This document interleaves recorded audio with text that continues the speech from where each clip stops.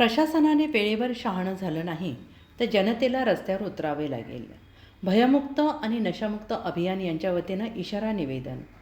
काल दिनांक 33 जानेवारी रोजी रात्री 9:15 वाजता विश्रामबाग धामणी रोडवर जो नशाबाजांनी नंगा नाच केला आणि धामणीतील एका शेतकरी कुटुंबाच्या कर्त्या धर्त्याचा जीव घेतला, त्याचा तरुण मुलगा गंभीर दुखापतीत उपचार घेत आहे. असे किती दिवस चालणार? याबाबत प्रशासन काय करणार आहे की नाही, असा ज्वलंत प्रश्न आता नागरिक उपस्थित करत आहेत. पालकमंत्र्यांचा टास्क फोर्स हा नुसता मीटिंग घेणे आणि पेपरमध्ये नशामुक्तीच्या घोषणा करणे याच्या पलीकडे काय करणार आहे का? असे असेल तर या अभियानाच्या पहिल्या टप्प्यात जी नागरिकांच्या वतीने शस्त्र परवान्याची मागणी केली होती तिचा जोर लावून द्या. आता बहुधा ती वेळ आलेली आहे.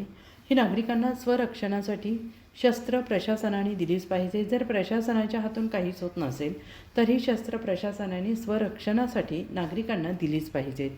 ही मागणी रेटण्याची आणि या मागणीबरोबरच प्रशासनाला जर लोकांचं संरक्षण करता येत नसेल तर नागरिकांना स्वरक्षण स्वतःचंच करावं लागेल आणि त्यातून जर काही अघटित घडलं तर त्याची संपूर्ण जबाबदारी ही प्रशासनाची राहील, अशी तीव्र भावना सामाजिक कार्यकर्त्यांच्यामधून उमटत आहे.